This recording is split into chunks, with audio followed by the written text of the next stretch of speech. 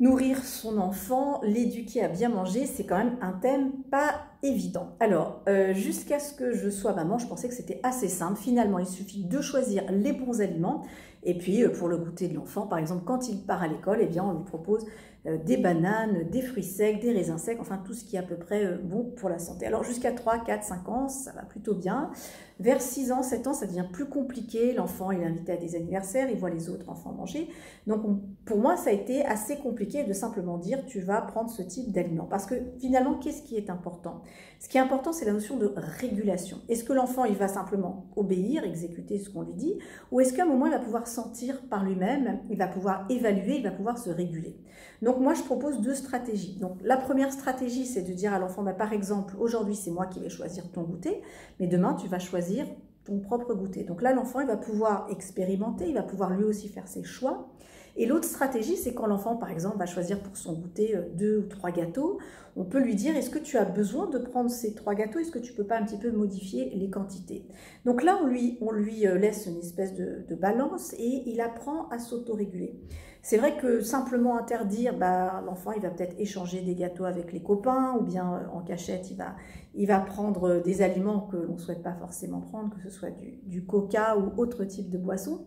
En fait, donc, il y a quelques interdits. On pourrait dire, bon, il y a certains aliments, l'alcool, en termes de boissons que l'enfant, bon, ça, c'est un interdit assez facile à mettre en place, c'est un absolu. Et les autres aliments, eh bien, on va essayer de trouver un terrain de compromis. Et surtout, là, ce qui va être important, c'est que l'enfant puisse apprendre à s'autoréguler. C'est-à-dire, quand il n'y a pas une figure d'autorité, un père, une mère, peu importe, eh bien, qu'il se trouve face à un aliment, eh bien, il sait que, ok, cet aliment-là, j'ai envie d'en prendre, mais on m'a appris aussi à me demander, est-ce que tu peux réduire un petit peu les quantités? Donc, progressivement, l'enfant, il va tester, il va apprendre. Et c'est vrai que ce qui est difficile aussi dans le rôle d'éducateur ou de parent, c'est de trouver cette espèce d'équilibre, de balance entre à quel moment vraiment c'est un interdit absolu, donc ça c'est non, et à quel moment, effectivement, le sucre, tout ce qui est très sucré, très salé, on n'est pas forcément favorable, mais à un moment, il va falloir trouver cette espèce de compromis pour que l'enfant puisse aussi le ressentir. Moi, je vois par exemple avec une de mes filles, des fois elle me dit « Maman, ça c'est trop salé » ou « Ce gâteau c'est trop sucré, j'en veux pas ».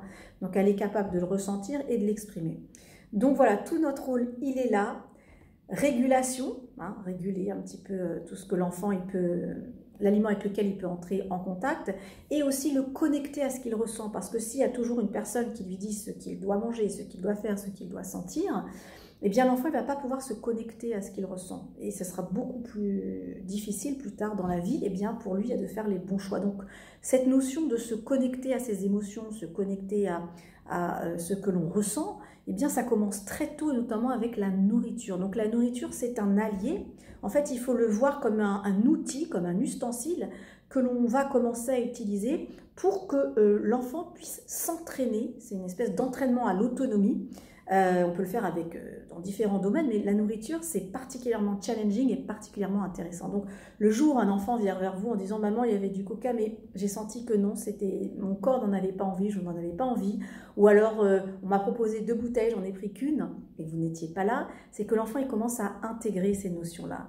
Et c'est vrai que c'est un travail, parfois c'est plus simple, moi je le dis en tant que maman, de dire à l'enfant, tu prends pas, tu touches pas, mais je sais que c'est un travail d'apprentissage, donc parfois, je vais laisser prendre certaines boissons auxquelles que je n'aime pas, mais je sais que l'enfant est en train de tester et d'apprendre. Donc voilà, tout est une histoire d'expérimentation, et autant le faire avec la nourriture, puisque là c'est cadré, c'est progressif, plutôt qu'après ça se fasse avec d'autres substances. Voilà, donc ça c'est tout notre rôle, tout notre travail.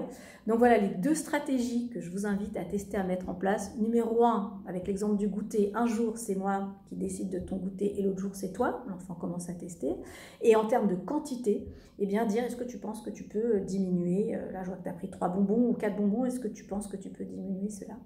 Voilà, j'espère que ces petits conseils, ces petites suggestions auront été utiles, et je reviendrai avec des petites astuces pour pouvoir accompagner nos enfants vers cette prise d'autonomie. Et je crois que l'aliment, alors c'est bien, le bio, pas bio, etc., mais je crois que l'aliment, c'est un outil merveilleux pour commencer à tester cette prise d'autonomie. Voilà, je vous dis à bientôt, et sur ce, bon appétit!